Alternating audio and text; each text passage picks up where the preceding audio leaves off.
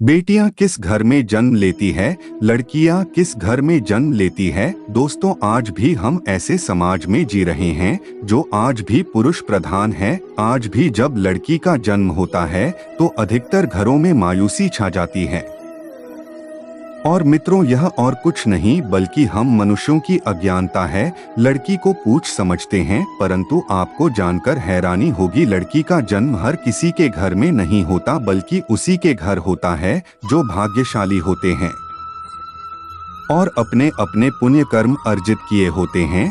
और आज हम आपको यही बताने जा रहे हैं कि भगवान कैसे घरों को लड़की का जन्म देने के लिए चुनते हैं और वह कौन से पुण्य कर्म है जिसकी वजह से कोई भी इंसान बेटी का माँ बाप बनता है। तो मित्रों, चलिए वीडियो को विस्तार से बताते हैं। तो वीडियो को पूरा देखना। दोस्तों, भगवान श्री कृष्ण से अर्जुन पूछते हैं कि माधव, किन कर्मों के कारण किसी के घर पुत्री धन की प्राप्ति होती है, अर्थात कैसे घरों में बेटियों का जन्म होता है। तब श्री कृष्ण अर्जुन से कहते हैं, है पार्थ, अगर किसी के घर बैठे भाग्य से होते हैं तो बेटियां सौभाग्य से, और जो भी स्त्री या पुरुष अपने पूर्व जन्म में पुण्य कार्य अर्जित किए होते हैं उन्हें ही एक बेटी के माता पिता होने का सौभाग्य प्राप्त होता है। बेटियों को जन्म के लिए उन्हीं घरों को चुना जाता है जो बेटियों का भार सहन कर सके, क्योंकि तीनों लोकों में स्त्री अर्थात बेटियां ही ऐसी होती है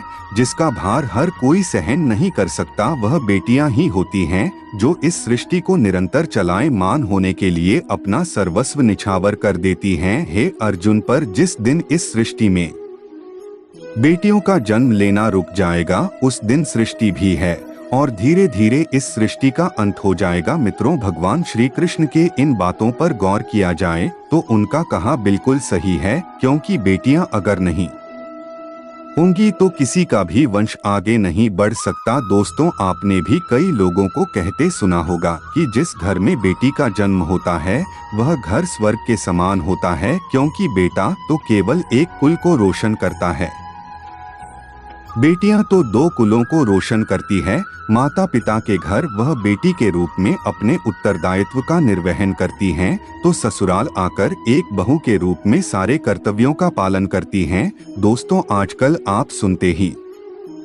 हो, बेटियां बहू परिवार में किसी के मर जाने पर उसका वर्णन नहीं कर सकते, लेकिन यह बिल्कुल भी सही नहीं है, क्योंकि रामायण में बताया गया है कि प्रभु श्री राम के पिता राजा दशरथ की मृत्यु हो गई तो माता सीता अर्थात राजा दशरथ की बहू नहीं, उनका पिंडदान किया था, जिससे उन्हें जन्म मरण के चक्र से मुक्ति मिल गई थी। इतना ही नहीं, हिंदू धर्म शास्त्रों में बताया गया है कि बेटियां भी अपने पिता के नाम का पिंडदान कर सकती हैं। वहीं अगर ससुराल पक्ष में कोई पुरुष नहीं है तो इस स्थिति में बहू भी पिंडदान कर सकती है। इसलिए मित्रों, वह लोग बहुत किस्मत वाले होते हैं जिनकी घर में बेटी जन्म लेती है। वहीं वह पर बल किस्मत के होते हैं जिनके घर एक से ज्यादा बेटियां होती है।